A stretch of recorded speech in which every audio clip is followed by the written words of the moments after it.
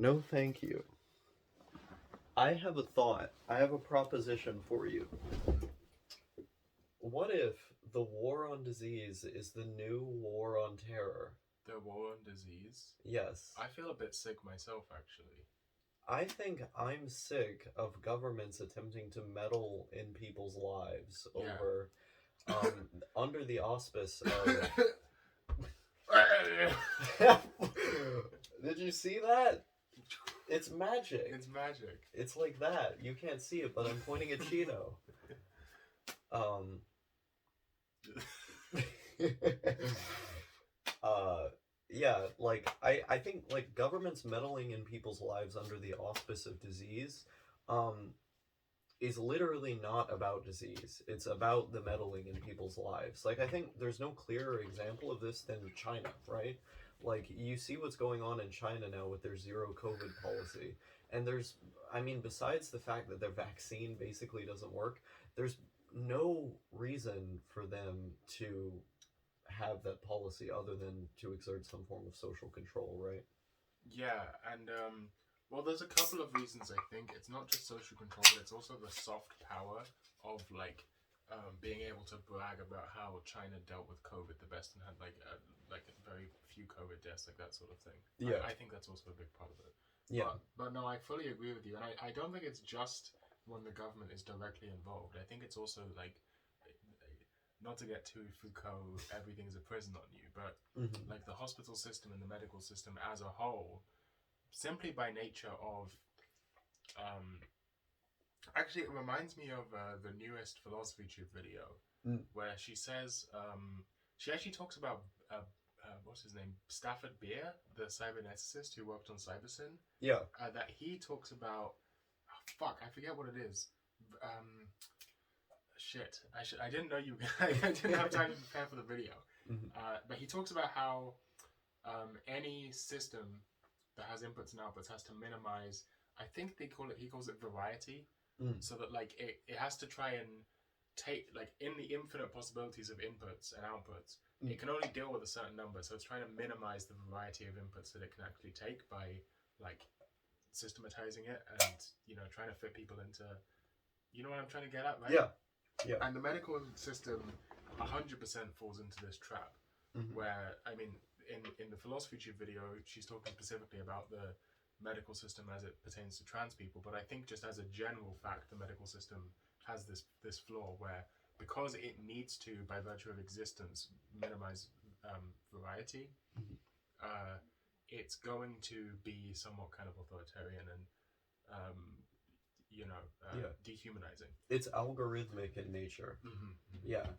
Um, and like, I mean, you can make like a broader, like post-left anarchist critique here, where you could say like, oh well, any system that tries to reduce risk and maximize benefit for the most amount of people will inevitably leave certain people out, right? Like, um, you can get into the idea that uh, these new systems of control by which people are medicated and helped necessarily means like certain people are going to fall through the cracks, certain people for whom those institutions being built simply don't apply for.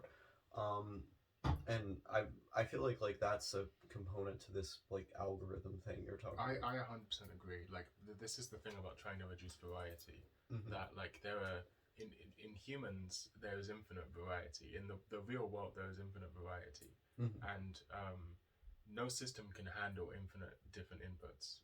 And so some people are going to fall through the cracks. They're going to be, at best misdiagnosed or treated kind of poorly, and at worst they're going to die.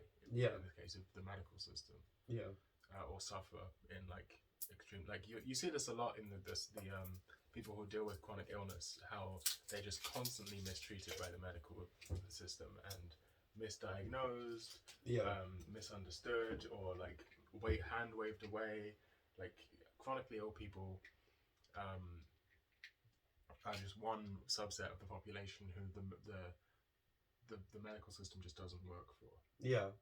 Yeah. And I haven't seen the philosophy tube video, but I can easily see how what you're describing applies to trans people because, like, while I have a diagnosis for, so-called gender identity disorder, whatever that is, like, there's a lot of people who their gender dysphoria does not look exactly like what's in the DSM. And, Well, yeah. that's true, and so here I am interrupting you, but Oh, that's no true. worries. And in that video, Philosophy Tube points out, and this is something that I think anyone who's been through any psychological evaluation in the medical system can attest to, Mhm. that what do trans people do when they get their final appointment to be diagnosed with gender dysphoria or whatever? They lie.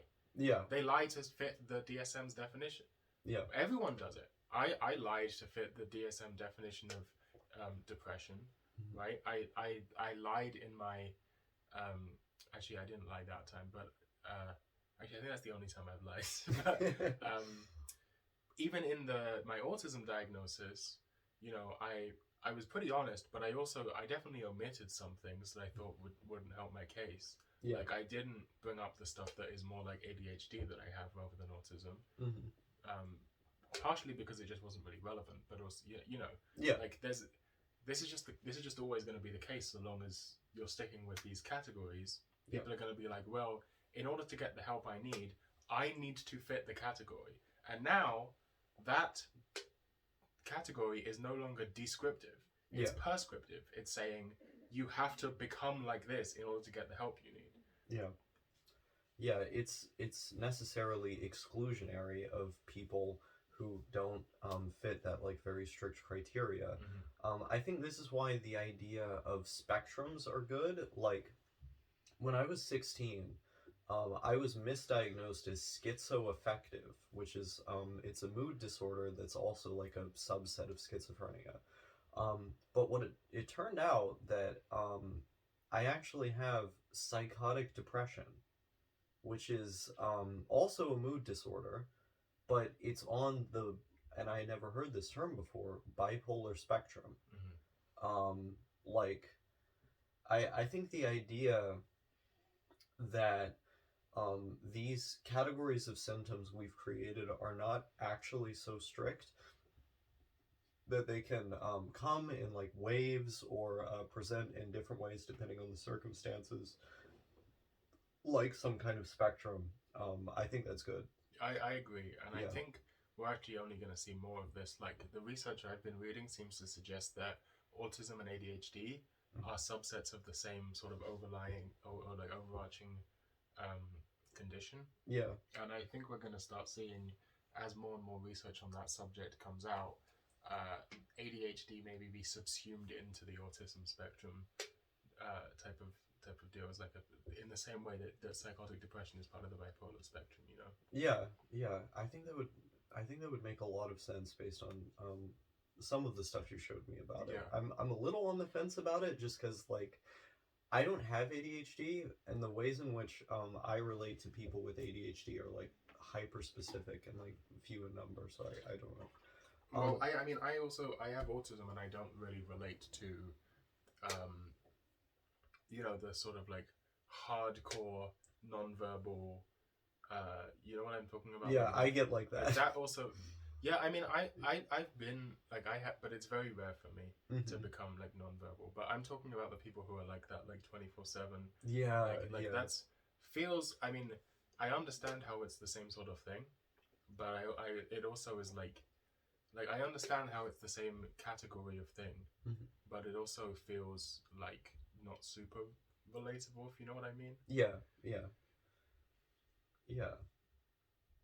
It was interesting to me when you brought up like how you omitted certain things to quote unquote help your case with autism, even though you were mostly honest.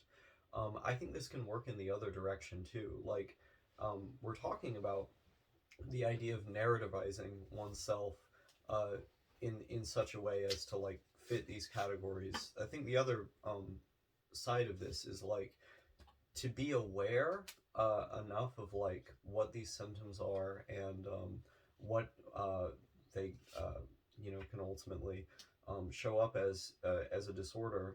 I did this with BPD, which is a thing that I have. I went to the mental hospital last time I was there, and I just lied. I was like, I don't relate to this. I don't have these symptoms. I like strategically omitted as many things as possible about PPD because I wanted to be able to say, oh well, I'm not that, you know, because there's so much stigma attached to the disorder. Mm. But I know you think personality disorders aren't like a real thing, so I'm curious about that. That when I say that, what I mean is more so that the idea of mm, uh, pathologizing a personality Hmm. gives me a bad taste. Like Yeah. it leaves a bad taste in my mouth. I mean, like it it feels like a terrible idea.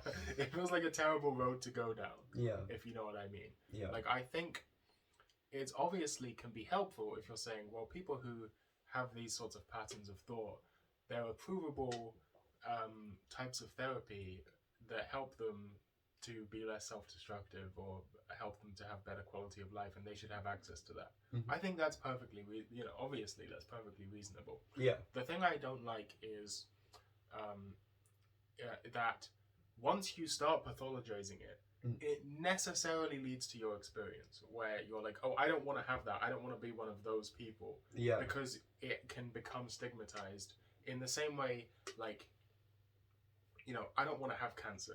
Like, I don't want to have, whatever. Yeah. Like, if you have a disorder which is basically known colloquially as like the like bitchy disorder, then of course people are gonna lie and like not get the help they need Yeah. because of the stigma. Yeah. If there was some, and I'm not sure what the solution to this is. Like it's easy to critique, but like I'm not sure how you say, well, there are these patterns and there are things that help people like this, but we also don't want to medicalize it. Like Yeah. I'm not 100% sure what the solution is there. Yeah. I think just generally starting from a point of patient first is key. Yeah. But yeah. I was about to say borderline spectrum disorder, but then I thought just every woman would have that. That's not true. I don't think that. Yeah. I don't know. I'm being like weirdly politically correct in this video, I feel like. We're having a serious discussion. We're having a serious discussion, which means I'm not going to pretend to be a neo-Nazi this time. This is amazing. Um, this was about the war on disease. I have a question, no thank you. Yeah. What do you think about medicalizing drug addiction and how that pertains to this? If the war on drugs led to more drugs and the war on terror led to more terror.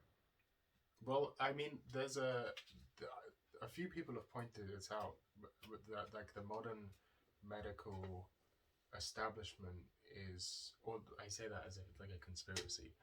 They're like the philosophy that medicine follows in terms of like what you have access to as a regular person is solving disease rather than promoting wellness. Yeah. If you know what I mean. And I think that's often where the problem lies. Mm-hmm. Is the goal is to make it so there's nothing wrong with you, rather than to help you live well. Mm-hmm. And I think that applies to drug addiction as well. Now, drug addiction is a little different from the so-called mental illnesses because drug addiction actually has biological markers. Yeah. And it's more real in that sense, mm-hmm. Or at least it's more traditionally the realm of medicine. Mm-hmm. But I think that the focus is to not sort of treat it like someone is just a bad person for having done drugs. Like a lot of, I think like it's getting destigmatized as time's going on. But in the past, it was basic, and actually still to some extent, like people make the argument that like Narcan shouldn't be like freely available because it's their fault for getting addicted to heroin in the first place, and therefore they should just die. Yeah. Which is like an absurd fucking, like, that's what I mean. It's like if the medical establishment is made to prevent you from getting sick, or to heal you when you're sick or something, rather than to promote wellness, then it's saying, well, you made yourself sick, so that's your fault. Like, Yeah. we're not here to help people who made themselves sick. That's your fault. We're here Yeah. to help people who got sick but not of their own accord. But I think that's just, if your goal is to actually help have a happier and healthier population, then that's not the best philosophy to follow. Yeah, I agree. Um, there's so many anecdotal stories of like nurses and EMTs going like, "Oh, we should only be able to give people Narcan once because if they make the same mistake again, they should just die. It's their responsibility." Like, um, it yeah, it's nuts. I mean, I do think I don't think that's a good policy, but like I think there is, and you'll disagree with me here, but I think there is some reasonable idea of like trying to generally discourage people from participating in self-destructive Oh, I behaviors. agree. No, I I agree. don't think it should be the nurses doing this. They swore the Hippocratic oath. You know, they're not. They shouldn't be doing that at all. Yeah. But like, uh, you know, like Mhm. you know what I'm trying to get at. Yeah, no, of course. Like, ultimately, I think it's good to advocate for living like happy lives. Usually, people say healthy and happy, but like health is kind of a vague term. Yeah. People doing well, um, and I think generally discouraging self-destructive behaviors will entail that. However, and I think this is one area where we do disagree, is what exactly is a self-destructive behavior and what isn't. I think this widespread notion that drug use is inherently self-destructive. It comes from like movies like Requiem for a Dream You love bringing this up. and Train Spotting, which is a good movie, but like we have these like pieces of media I didn't that say in that the drug use is inherently self-destructive. I'm not necessarily implying that. I'm just Okay. saying that like my line is a bit different because we have these pieces of media that sort of inculcate us into this like homogenous culture of stigmatization that I just don't think necessarily reflects the reality. The fact of the matter is the vast majority of people who use drugs use them because either currently or at the very least at some point it induced a sense of pleasure. It was enjoyable for them, and I don't think that that is self destruction in the same way that something like um, body mutilation is. Well, no, neither do I. But I think obviously, you know, just because some people get obese, we shouldn't ban burgers or whatever. But Mm-hmm. there's still, that doesn't mean we can't also promote. Um, I think you really don't like this, but like I would be in favor of. You know what we have in the UK that you don't have in the US? What? You're not allowed to advertise unhealthy foods to kids here. Oh, I agree with that. Yeah, like Yeah. that sort of policy is good if Mm-hmm. we're trying. And you said earlier that like you noted how I said happiness and not healthy and happy, Yeah. and that's because for a lot of people those are those are not interchangeable. Yeah. Like for me, like let's say with food, I can be happy or I can be healthy. I can be happy in a pizza or I can be healthy in a salad. But Yeah. there's no happy in a salad. That doesn't happen. It happens to me. I know I have. You're a rabbit. You eat rabbit food. You know, whatever. You may as well be a vegan. We'll see. The next topic of debate. Oh, you're gonna get wrecked. But anyway, so yeah, I think there's a. I also hate old people. I don't think aging is inherently valuable. I'm not one of. This is like one of the fundamental differences between me and transhumanists, where I call myself a post-humanist, not a transhumanist, is because transhumanists are obsessed with longevity. Yeah. They're like, I want to live forever. To me, this has never been interesting. I really don't want to live forever, and I don't really see the value in it at all. I want to live forever in the experience machine. Yeah, we know you do. But yeah, let's see, we were talking. Oh yeah, like so basically, I think to kind of respond to your point and reel it back here, like, you're really into harm reduction, right? I'm into I'm into having things work, Mm-hmm. and so my if you're talking like in a utopian place, my ideal situation would be we create drugs that don't have the potential for harm in the first place, like Mm-hmm. opiates that don't affect whatever receptor it is that suppresses your breathing, Mm-hmm. or drugs that don't have the same physical addiction potential. Yeah. Like that's the sort of utopian ideal here. That would really solve the problem. Yeah. Plus legalization or whatever. But Yeah. I mean, like, yeah, but you generally would see um, like a safe supply and like weighing the drugs out properly and like I don't know, like having a time-based safe and these sorts of things is harm reduction, right? Narcan is harm reduction. yeah, I suppose so. Yeah.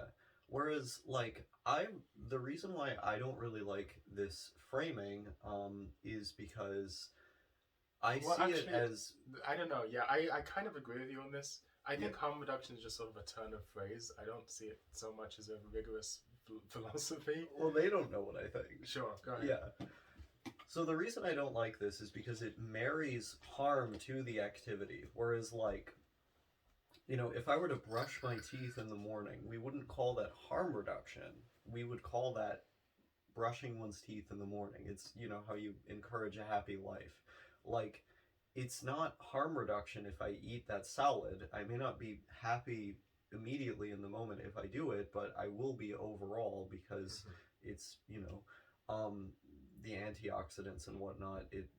But like, Yeah, actually, antioxidants don't really do that much. But yeah, the good stuff that's in there. mostly micronutrients and fiber. Yeah, mostly microplastics. So like these things aren't called harm reduction, but they are reducing harm. And so I think like the the problem with this sort of framing is that like in order for it to be useful, I think we would need to use it for literally everything else where like harm is in some way involved. But we don't really think of them like that, and so we're kind of singling out drugs in this particular way. Mm-hmm. Yeah. Well, I think the argument I would make is, and this is where you would definitely disagree with me. Mm. I generally think, even though I think the drug should be fully legal and people should have access to a safe supply and basically all the same policy ideas that you believe in, Mm-hmm. I think it's I on like a personal. I wouldn't necessarily say a moral level, but I guess it kind of is because I'm making an alt statement, but I'm not. Yeah. It's not really moral. I guess it kind of is because if I'm an emotivist, I'm saying I have emotional approval of this or disapproval of this. So You could just say ethical. sure, whatever you want to call it.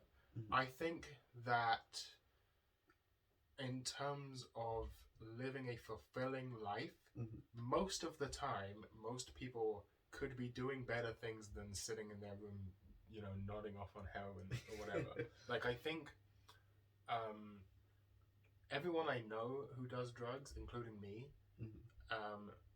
they want, like, how do I put this? They never talk about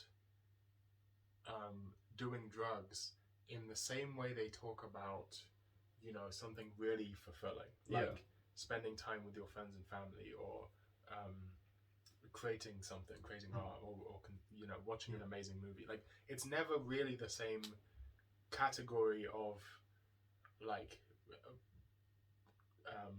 it doesn't have the same utility as those things, I suppose. Well, I mean, it's like listening to music or like I don't know, like jerking off or something. But yeah, but at the same time, I think where I don't think it's like listening to music. It's more like jerking off. Yeah, I mean, you're more like one than the other. But like I was thinking more like listening to pop tunes. Yeah, like I don't get any pleasure out of that. yeah, like. But you love the the slut pop one. What's her name? There's a couple. No, the one who made the album Slut Pop. I don't remember. Yeah, you know the one, the trans one. I don't remember. Fuck, what's her name? Anyway, so like yeah, junk food, whatever. But like I think this is partly an issue with like how people are using drugs, because I think. Kim Petras. Oh yeah, I do love Kim Petras. Yeah, you love Kim Petras. I do. Guilty as charged.